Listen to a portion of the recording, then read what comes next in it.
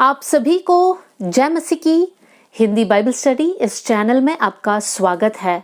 आइए मिलकर बाइबल में से कुछ बातों को हम सीखेंगे और हमारे ध्यान को मत्ती का सुसमाचार 9वां अध्याय और उसका 35 से लेकर 37वीं आयत तक हम लोग पढ़ेंगे।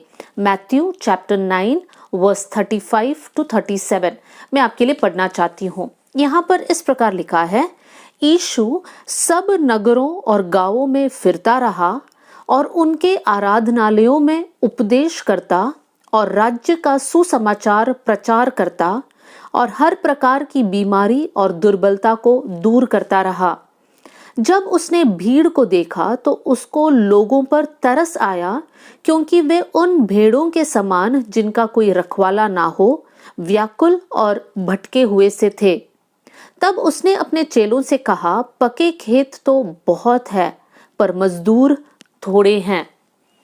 इन 3 आयतों में से हम लोग 3 बातों को सीखने जा रहे हैं और वो 3 बातों को मैं आपके सामने रखना चाहती हूँ। वो ये है, जो यीशु ने देखा वही हम देखें। दूसरी बात, जो यीशु ने अनुभव किया या महसूस किया वही बातों को हम महसूस करें। और तीसरी बात, जो यीशु ने किया वही हम करें। इन तीनों पॉइंट्स पर हम लोग सीखने जा रहे हैं और साथ में अपने जीवन में हमें उसको अपनाना है और हमारे जीवन में उसको फॉलो करना है। सबसे पहला पॉइंट जो हमने देखा वो ये है, यीशु ने जो देखा वही हम देखें। यहाँ पर यीशु ने क्या देखा? जब हम लोग उसके वर्स 36 को पढ़ते हैं, इस प्रकार हम पढ़ते हैं, जब उसने भीड़ को देखा तो उसको लोगों पर तरस आया। तो सबसे पहले यीशु ने किसको देखा?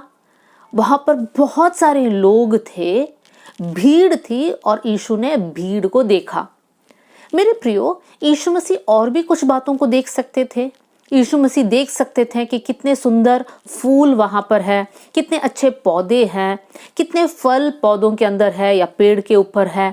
इन सारी बातों पर यीशु मसीह ध्यान दे सकते थे, या मौसम कितना अच्छा है, लोगों का घर कैसा बना हुआ है। लेकिन यीशु मसीह ने इन सारी बातों पर ध्यान नहीं दिया। यीशु का ध्यान कहां पर गया? यीशु ने किसको देखा? यीशु ने भीड़ को देखा, मतलब यीशु ने लोगों को देखा। मेरे प्रियो, यीशु का नजर हमेशा हम पर रहता है। कोई भी प्रभु के नजर से छिप नहीं सकता। और प्रभु का नजर हम पर क्यों है? क्योंकि परमेश्वर हमसे प्रेम करता है।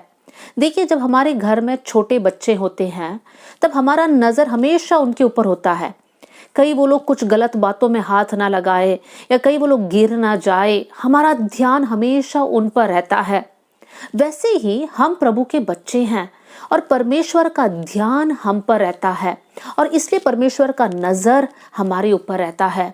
देखिए मेरे प्रियो, यीशु मसीह ने अंजीर के पेड़ के नीचे खड़ा हुआ नतनिएल को भी देखा और यीशु मसीह ने गूलर के पेड़ के ऊपर बैठा हुआ जक्कई को भी देखा। परमेश्वर ने मछली के पेट के अंदर फंसा हुआ योना का प्रार्थना भी सुना, मतलब योना को भी देखा। और साथ में यीशु का नजर वो पतरस पर भी गिरा जो नाव में खड़ा होकर मछली पकड़ रहा था। हम लोग कोई भी सिचुएशन में क्यों ना हो, परमेश्वर का नजर हमेशा हम पर है। चुंगी लेने वाला जक्कई के ऊपर भी यीशु का नजर पड़ा और साथ में हम दूसरे पद में देख सकते हैं वो विधवा जिनके पास 2 दमड़ी सिर्फ था, वो विधवा के ऊपर भी यीशु का नजर था। मेरे प्रियो, परमेश्वर सबसे प्रेम करता है और हम में से कोई भी प्रभु के नजर से छिप नहीं सकता।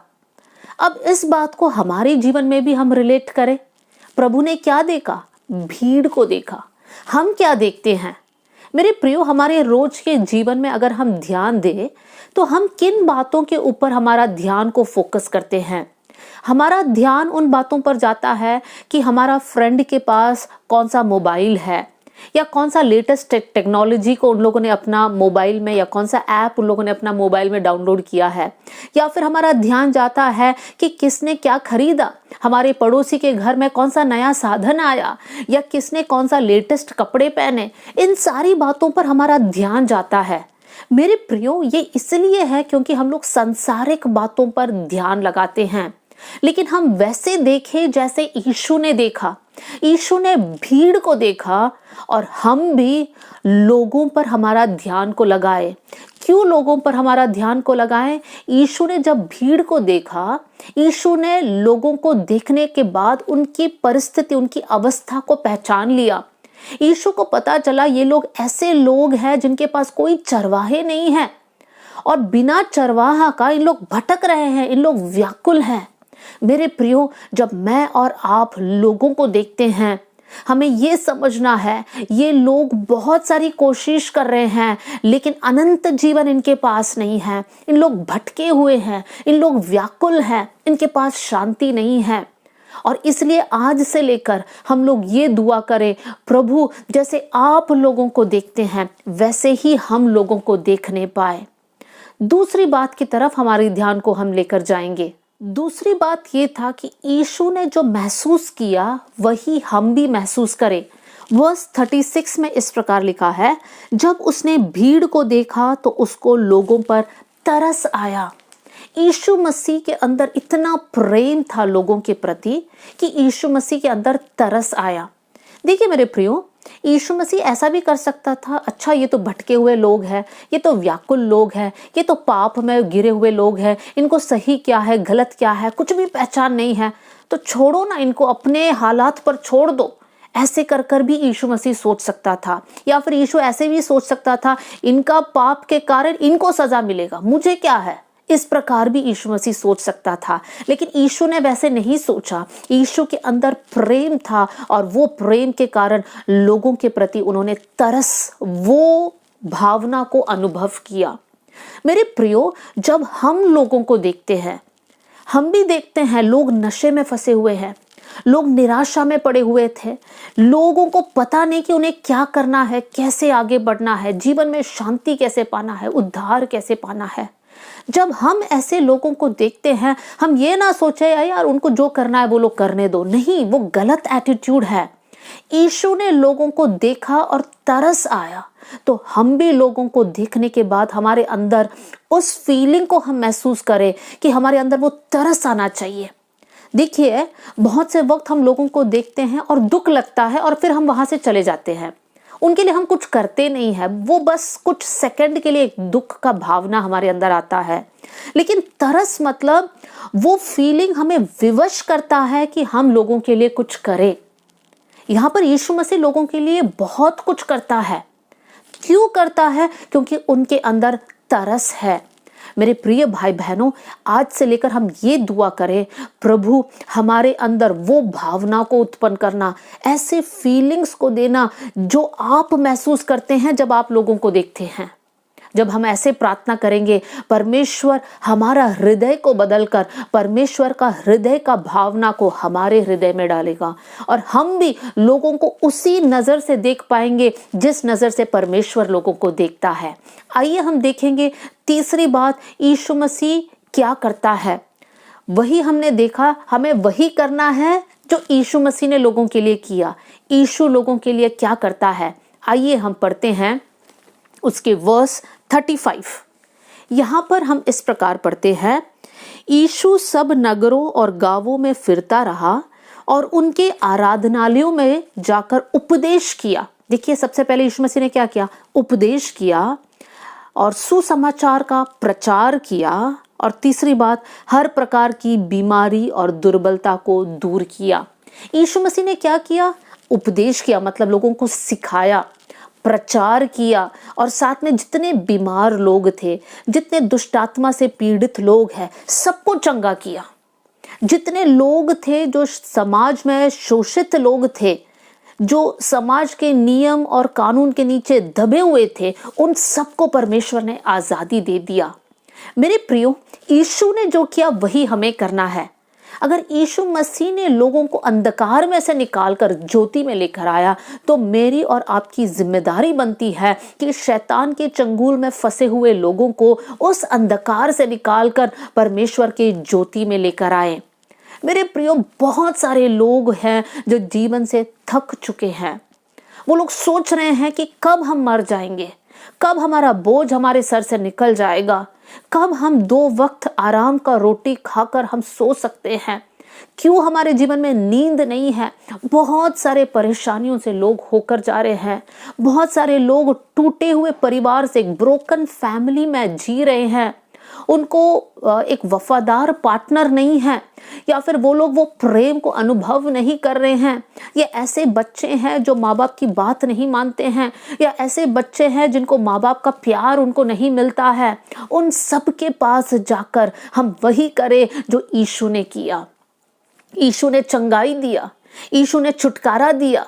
हम भी लोगों के पास जाकर उनको मानसिक चंगाई दे, शारीरिक चंगाई दे, दुष्ट आत्मा से पीड़ित लोगों को छुटकारा दे। इतना ही नहीं, हम उपदेश करें और प्रचार करें। कब हम कर सकते हैं? जब हम लोग खुद विश्वास में दृढ़ हो जाएंगे, हमारे बचपना को छोड़कर हम लोग मसीह में परिपक्व बन जाएंगे, तब जाकर हम दूसरों की सेवा कर पाएंगे। यीशु ने सेवा किया और हमें भी वही करना है जो यीशु ने किया। यीशु ने बदले में कुछ नहीं चाहा। यीशु ने स्थान, मान, पदवी, पैसे कुछ नहीं चाहा। यीशु मसीह निस्वार्थ होकर लोगों की सेवा किया। क्यों ना मैं और आप यही फैसला ले कि जैसा यीशु ने सेवा किया हम भी सेवा करेंगे। हम भी उन दीन दरिद्र लोगों के लिए कुछ करें। हम भी वो लोगों के लिए कुछ करें जिनके पास कोई आइडिया नहीं कि आगे कैसे बढ़ना है। मेरे प्रियो, यीशु मसीह चाहता है कि हम यीशु के हाथ बने, ताकि यीशु का कार्य हमारे हाथों के द्वारा हो। हम वो हृदय को रखें जो यीशु मसीह का हृदय है, ताकि यीशु का प्रेम हमारे जीवन से उनके जीवन में वो उंडेला जाए। वो सामर्थ हमारे जीवन से बहे और अंधे देखने पाए, लंगड़े चलने पाए, अद्भुत कार्य यीशु के नाम से होने पाए। यीशु मसीह चाहता है कि हम प्रभु के हाथ में इस्तेमाल किया जाए। क्या आप चाहते हैं? अगर आप चाहते हैं तो ये दुआ कीजिए, प्रभु जैसे आपने लोगों को देखा वैसे हम लोगों को देखने पाए। जो आपने अनुभव किया वही हम अनुभव करें। परमेश्वर, आपने जो लोगों के लिए किया हम भी वैसा ही करें। अगर आप ये प्रार्थना करते हैं, दिल से ये भूख को रखते हैं कि प्रभु आपके हाथ में हम इस्तेमाल होना चाहते हैं, तो प्रभु जरूर आपके जीवन को एक यूजफुल बर्तन के नाई, एक उपयोगी बर्तन के नाई प्रभु आपको इस्तेमाल करेगा। आइए हम लोग एक छोटी सी प्रार्थना करें। स्वर्गीय पिता, आज का दिन, आज का वचन के लिए हम धन्यवाद करते हैं। प्रभु, ये वचन सुनने वाले हर एक भाई और बहन के लिए मैं धन्यवाद करती हूँ प्रभु जी। उनके अंदर प्रभु वो आग को जलाना प्रभु जी।